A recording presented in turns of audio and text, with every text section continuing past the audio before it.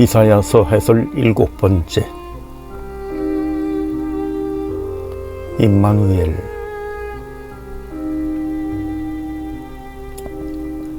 안속은 실비아 소녀.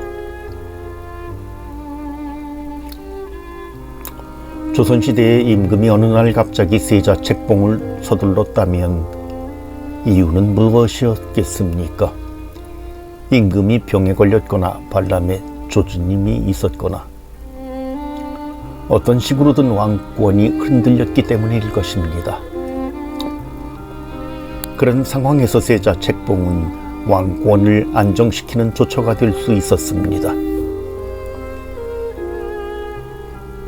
표징을 청하여라.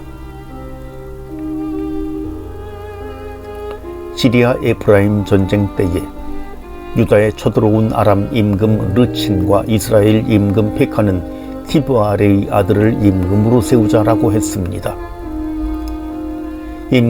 유다 임금 아하즈는 왕위를 위협받고 있습니다. 종묘사직이 다윗 왕조가 불안합니다. 이때 임금의 마음은 숲의 나무들이 바람 앞에 떨리듯 떨렸다고 했습니다. 이사야는 이것이 믿음의 문제라고 말합니다. 다윗 왕조와 예루살렘을 선택하신 하느님을 믿을 수 있는가? 아하즈의 믿음이 시험을 받고 있습니다. 이제 하느님께서 그의 믿음에 또 하나의 도전장을 던지십니다. 너는 주 너의 하느님을 너를 위하여 표징을 청하여라. 지금 하느님은 불안해하는 아하즈의 불신을 드러내 보이십니다. 아하즈는 주님을 시험하지 않겠다는 훌륭한 이유를 대며 표징을 청하지 않습니다. 그가 하느님을 성가시게 한다는 이사야의 반응에서 알 수 있듯이 표징을 청하지 않는 것은 훌륭한 믿음의 증거가 아니었습니다. 하느님 편에서 아무 말씀이 없었는데 그가 표징을 청했다면 그것은 주님을 시험하는 일이 될 수 있었겠지요. 유딧기에서 날짜를 정해놓고 하느님께서 개입하시는지 시험하려 하던 베툴리아 주민들에게 유딧은 그러한 시도가 사람에 지나지 않으면서 하느님 자리에서 서려고 하는 것이라고 말합니다. 그러나 아하즈의 경우는 이와 다릅니다. 그는 하느님께서 표징을 보여주시려 하는 것을 거부함으로써 하느님과 직접 대면해야 하는 믿음의 시험을 피하려 했습니다. 표징을 보여주신다면 아하즈는 그 표징에 대해 자신의 믿음을 또는 불신을 표명하지 않을 수 없었을 것입니다. 애써 숨기고 있는 자신의 속마음을 드러내기 싫었을 테지요. 그러나 그 도전은 피할 수 없습니다.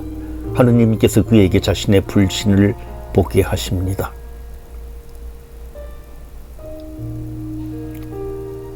젊은 여인이 잉태하여 아들을 낳고 하느님께서 그에게 보여주시는 표지가 아들의 탄생입니다. 동정녀가 잉태하여 아들을 낳으리니 그 이름을 임마누엘이라고 하리라는 마테오 복음은 잠시 잊어야 합니다. 아하즈의 입장에서 이사야의 선포를 들어야 하기 때문입니다.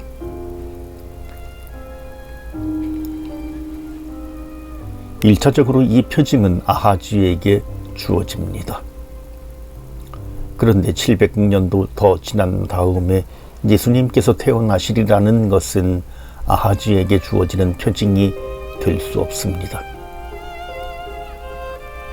그리고 그리스어 번역본 70인역에서는 이 구절을 동정녀가 잉태하여라고 옮기지만 히브리어 본문에서 사용된 단어는 꼭 처녀를 지칭하는 단어가 아닙니다.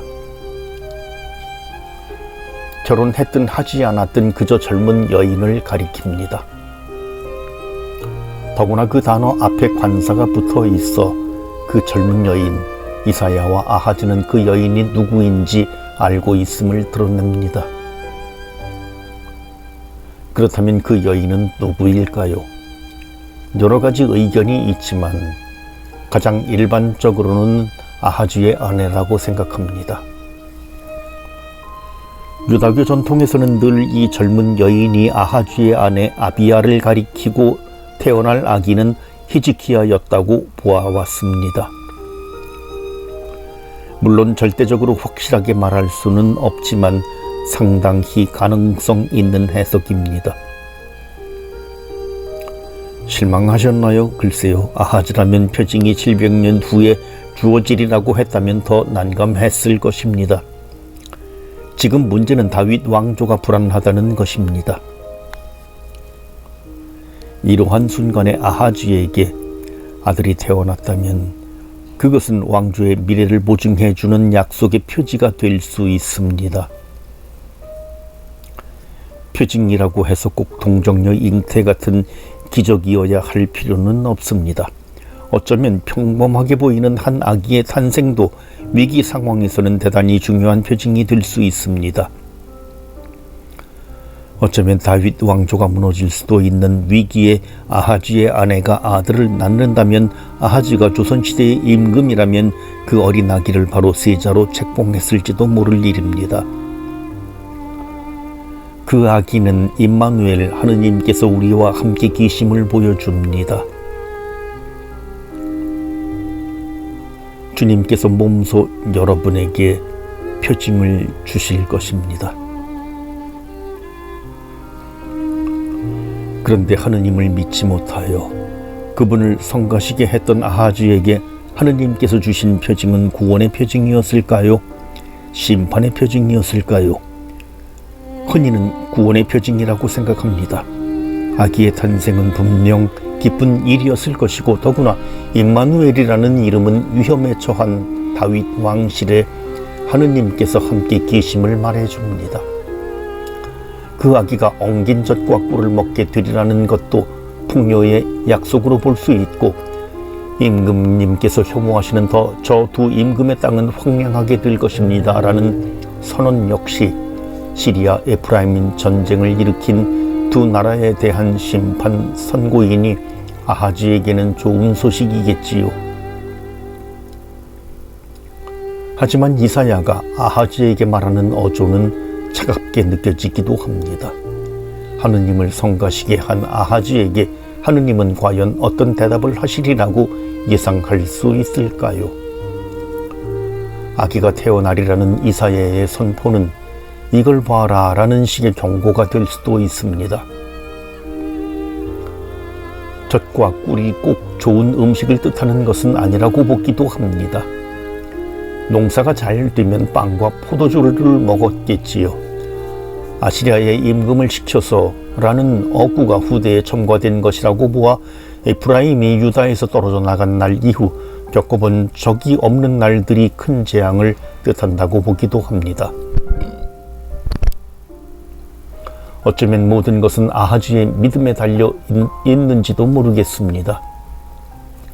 아하즈가 믿음으로 하느님께 의탁하고자 하는 마음이 있다면 이스라엘의 탄생은 예수님의 상처를 확인하려 했던 토마스 사도가 저의 주님, 저의 하느님이라고 고백했던 것처럼 그에게 그 믿음은 온전히 끌어안은 계기가 되었을 것입니다. 하지만 그가 마음을 닫고 계속 하느님 아닌 다른 무엇에 의지하려 하고 있었다면 하느님께서 보여주시는 표징은 다마스쿠스로 가는 길에서 바오르를 말에서 떨어지게 하신 것과 같이 그를 꺾어 놓으시는 하느님의 권능의 심판이 되었을 것입니다. 예수님께서 토마스에게 너는 나를 보고서야 믿느냐? 보지 않고도 믿는 사람은 행복하다라고 말씀하시듯이 표징은 아하즈의 약한 믿음을 위해서 주어집니다.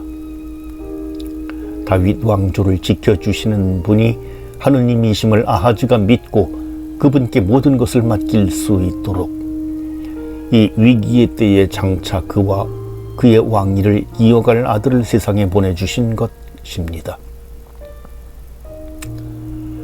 동정녀가 잉태하여 아들을 낳으리니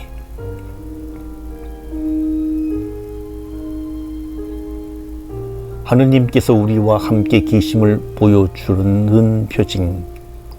마테오 복음서는 예수 그리스도가 바로 그 표징임을 알려줍니다. 히브리어 성경에는 젊은 여인이라고 쓰여 있었지만 70인역 그리스어 이사야서에는 이미 동정녀가 잉태하여라고 번역되어 있었고, 마태복음 1장 23절에서는 그 이사야서의 말씀을 인용합니다. 신약 성경 본문에 더 익숙한 그리스도인들은 이사야가 아하즈에게 예고한 임마누엘의 탄생이 예수님을 가리키지 않고 아하즈의 아들을 가리킨다는 설명을 받아들이기 어려워하기도 합니다. 이를 이해하려면 이사야서의 한 구절에 몰두하기보다 구약과 신약이 어떤 관계에 있는지를 멀리서 바라보는 것이 좋습니다. 구약에서 하느님은 이스라엘 백성에게 당신 자신을 서서히 계시하셨습니다. 당신께서 그들과 함께 계심을 역사의 여러 사건을 통해서 보여주셨습니다. 그러나 여러 번에 걸쳐 여러 가지 방식으로 조상들에게 말씀하셨던 하느님께서는 이 마지막 때에는 아드님을 통하여 우리에게 말씀하셨습니다.